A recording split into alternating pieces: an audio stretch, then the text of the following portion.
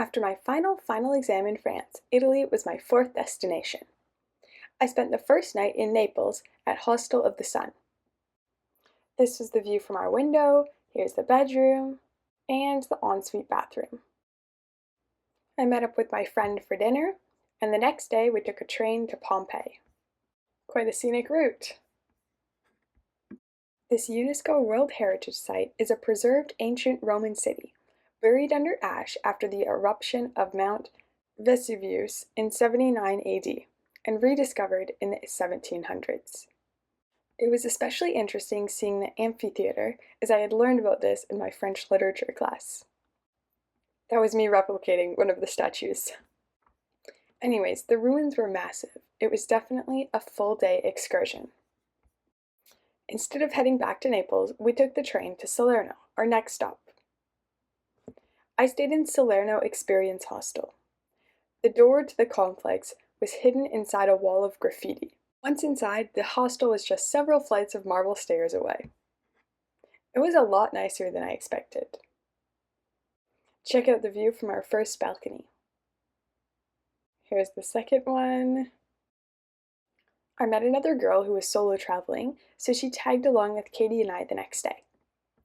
The cheapest way with the most flexibility to visit the coast is by booking a cruise directly with Travelnar, not a third-party site like Get Your Guide. We first went from Salerno to Positano, then Positano to Amalfi, then back to Salerno. Everywhere I looked was so beautiful. It felt surreal. The colorful houses stacked along the mountains, looking out at the clear blue water, was breathtaking.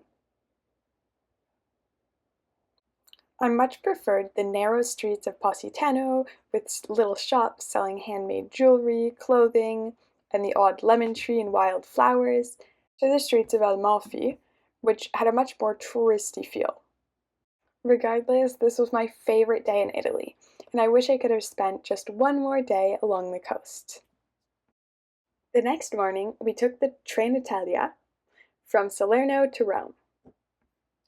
I stayed at Borgo Ripa Urban Hostel, which is also a hotel, and turned out to be very classy. I shared a room with 5 other ladies, and this was our bathroom. Pretty nice! Before meeting up again with Katie, I walked over to a lookout not too far from my hostel. After admiring the city from afar, I headed to our first stop, Vatican City. Here we entered St. Peter's Basilica free of charge. Considering it was the Jubilee year, it turned out to be a lot less busy than we expected, though it's our first time in Italy, so we have nothing to compare it with. The marble columns, gold accents, and ceiling paintings were incredible. After a quick gelato break, we enjoyed some live music.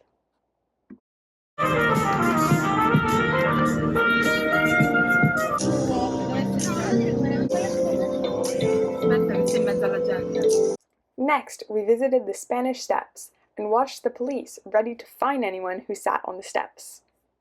Then we visited Trevi Fountain, before splitting a pizza in an authentic Italian restaurant.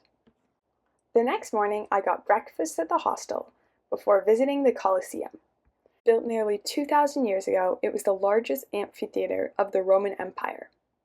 Now it's full of tourists, rather than crowds of spectators to watch the gladiators. The tickets also give you access to the Roman Forum right next to it. I would definitely recommend paying a bit more for a guided tour if you're going to bother going inside the Colosseum, especially if you're not familiar with its history. Apparently this used to be the heart of Rome. I was surprised by the number of temples scattered throughout. Next, we shared amarettoso and pistachio cannoli. We then ended our time together with a pasta dinner before Katie's flight back home. The next day, I met up with another friend. I returned to the viewpoint, and this time was welcomed by live music.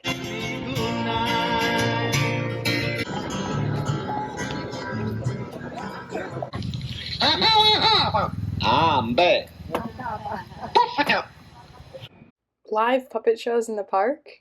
So cool! Water fountains like these are all over Italy and provide fresh, cold water. I met up with Laura here, and we'd wandered around the streets. We popped into this cathedral, which was a work of art, as all the basilicas and cathedrals that I've seen so far in Europe.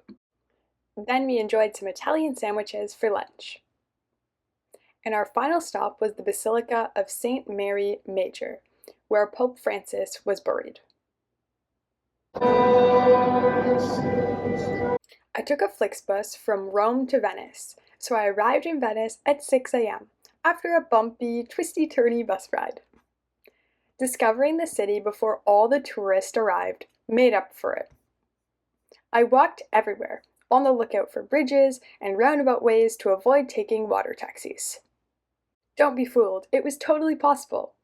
Like navigating through a real-life maze. Actually, it was more fun that way, I would say. The best way to discover Venice is just to walk around, to take in the atmosphere, without a particular destination in mind.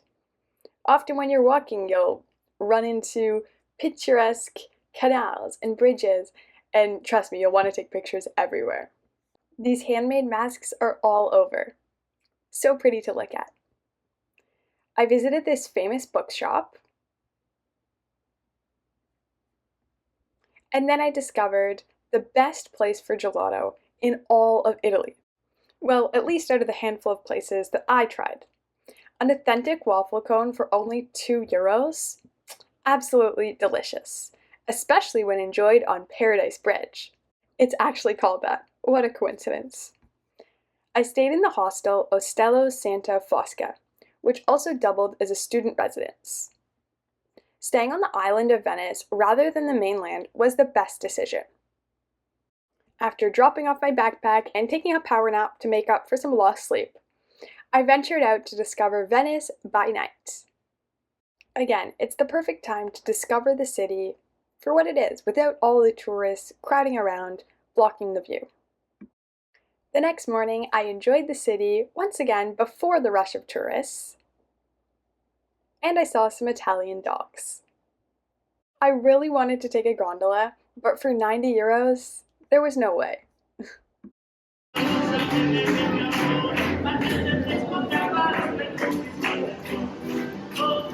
For a similar, more budget-friendly experience, for only €2, I took the Traghetto Dogana across the Grand Canal. 10 out of 10 recommend. It's a short and sweet ride. After one final gelato, I took an Itabus to Milan. I stayed at this huge hotel, which also offered shared rooms, as it was close to the train station.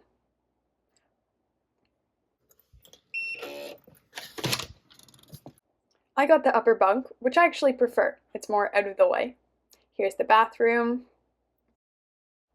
Buffet breakfast was the perfect fuel before catching my flight to Portugal.